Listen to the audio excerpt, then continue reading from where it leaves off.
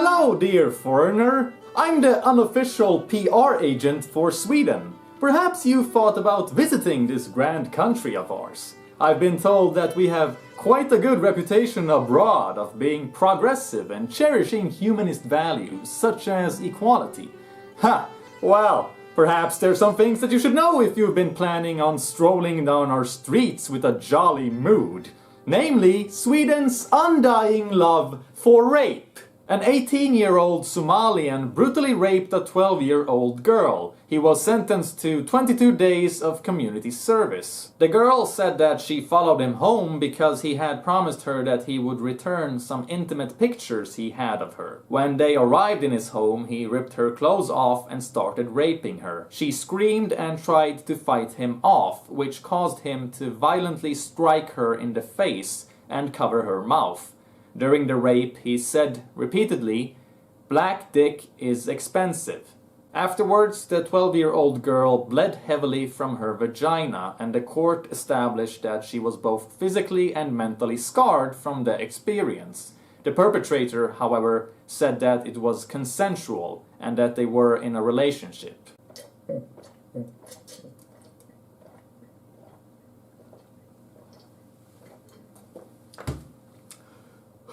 In Sweden, rape of a minor normally carries a sentence of 2 years minimum and 6 years maximum. According to Swedish law, what he did to this young girl is worth 2 years in prison. However, Swedish courts are always supposed to consider if the circumstances can motivate milder consequences than prison. In this case, the rapist was 17 years old at the time of the crime. He doesn't have a prior criminal record. His social surroundings are decent and well organized. He has certain problems with anxiety and sleeping issues, for which he takes medication.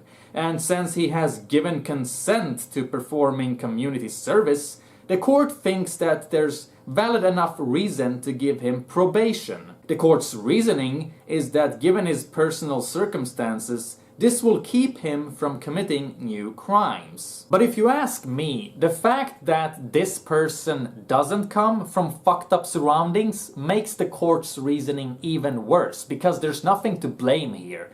There's no abusive parents or destructive influences. What happened to that little girl is literally just his personal taste when it comes to sex. And for that matter, who cares if he was 17? He's not gonna be a better person when he's 19, so it's just ridiculous to treat the age of 18 as the holy grail of adulthood. And he's certainly not gonna change by being rewarded with a job. They didn't sentence him to therapy and treatment, they sentenced him to 22 days of work.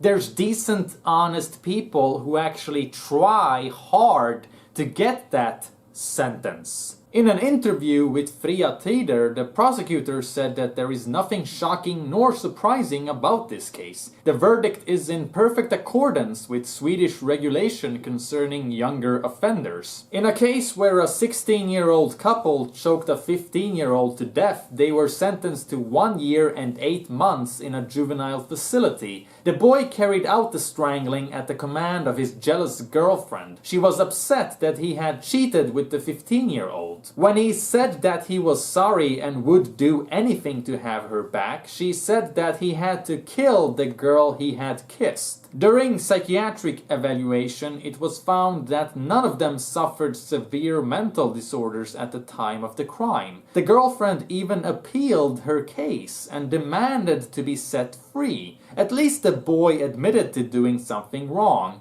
The girl has not shown any empathy whatsoever. The family were clearly upset over the verdict and commented, "They were sentenced to 1 year and 8 months. We have been sentenced to life." Explaining the insanity in this is redundant, so I'm just gonna settle by saying this. If you're old enough to plan a murder and execute it, then you're old enough to pay for it. Keeping that in mind, it's pretty insane that the left party want to have softer sentences than we already have. On their website you can read that they want to cut jail time in half for first-time offenders. So if they got to rule Sweden, Muhammad would have been sentenced to 11 days of community service for raping a 12-year-old. It's actually common practice that rapists are given the lowest possible sentences. Many times I have watched the news only to see that someone is being sentenced to 2 years in prison, even if it's a grown man attacking a child.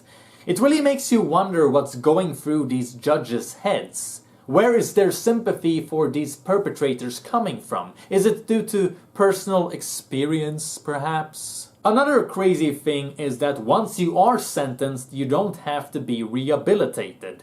Treatment and therapy in prison is optional.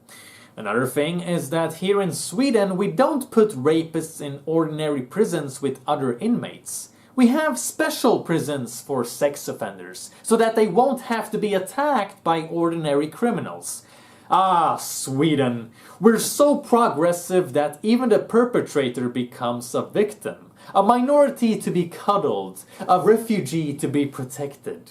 You know, if Tumblr actually were a country, they would be doing a hell of a better job at prosecuting rapists than Sweden is doing. Another thing worth mentioning is that the Somalian who raped the little girl is a citizen in Somalia, and yet he isn't deported. This is another thing that's typical for Sweden. In 2013, a 34-year-old Somalian man raped a woman as she was dying. He found the woman lying in a parking garage in Stockholm. She was under the influence of alcohol, pharmaceuticals and narcotics. That's when he decided to sodomize her. During the rape she passed away, but despite that he kept anally raping the dead body. In court he's been assisted by an interpreter because he doesn't know the Swedish language well enough. The man is a citizen in Somalia and arrived in Sweden in 2007.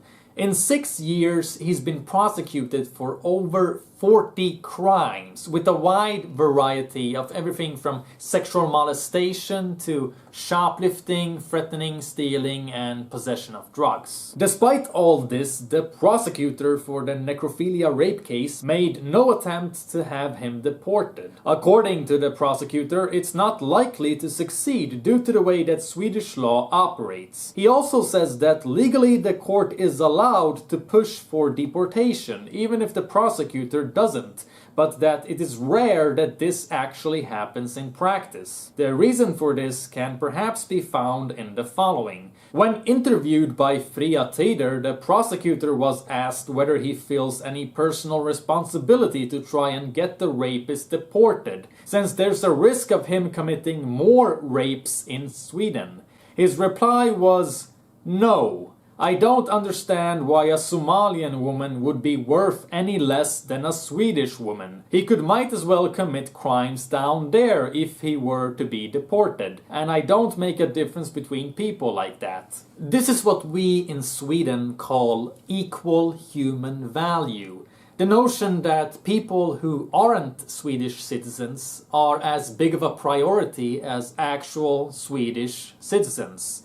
Oh, how noble to offer up the women of Sweden as a sacrifice on the altar of tolerance. The good news is that the 34-year-old necrophiliac was eventually deported from Sweden. After a series of critical articles, the prosecutor had a change of heart and was actually surprised by the court's positive response to his deportation plea. Altogether, the Somalian was sentenced to 5 years in prison for rape, theft, aggravated theft, attempted theft, shoplifting, carrying a knife, and banned from returning to Sweden for 10 years. So he's not really deported.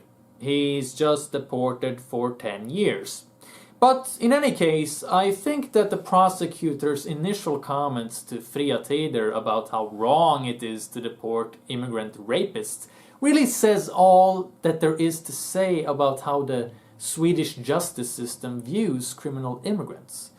Another thing that's insane is that the only media willing to be honest about rape is the alternative media. As I'm sure you can guess, the few mainstream media outlets that wrote about Muhammad's child rape left out the comment about black dick being expensive. You can just imagine what the mass media would have done if a white Swede had raped an African and said that white dick is expensive. Imagine that scenario and the headlines that go with it. How journalists and politicians take the opportunity to condemn the racist violence in Swedish society and how massive anti-racist protests are organized. But now it was a Swede that got raped, and they're just not that important in Sweden. Alternative media is branded as racist because they give full disclosure by printing the perpetrator's ethnicity. The mass media never does that, and when they do, they don't. A while back there was a gang rape on a ferry to Finland, and mass media said that several Swedish men were arrested as suspects. In actuality, they were African immigrants. In the bottom of their article, Aftonbladet put an update note saying that initially the police said that the suspects were Swedish citizens, but later it was revealed that only one of the 4 men who were arrested at first had citizenships in Sweden. The rest are all citizens elsewhere. Despite this, they made no other changes to the article and still had it say that 8 Swedish men had been arrested as suspects altogether. You're not Swedish just because you happen to be living here at the moment. This is the level of idiocy that our mass media is at. They care more about curing prejudice than being honest about rape. Then there's people who want to come and say that, oh, well, what does ethnicity matter? Well, if ethnicity doesn't matter, then why are you insisting on calling these perpetrators Swedish? But no, you're completely right. It's just a trivial detail, right? So is sex. There's no reason to point out that the perpetrator is a male. We wouldn't want to stigmatize people because of what sex they happen to be born with, right? So we should always make sure to say that 8 individuals committed the gang rape and keep things gender neutral. The tolerant feminists would really love that, right? They would really love not being able to point at the fact that most rapes are committed by men. And hey, age is just a number. There's no point in pointing out whether it was a 30-year-old or a 12-year-old who committed a murder. That's not relevant to anything. What are you trying to say? That there's a connection between being 30 and killing people? Hey, that's ageist. You really should be careful not to stigmatize middle-aged people. Otherwise, the general public might become prejudiced.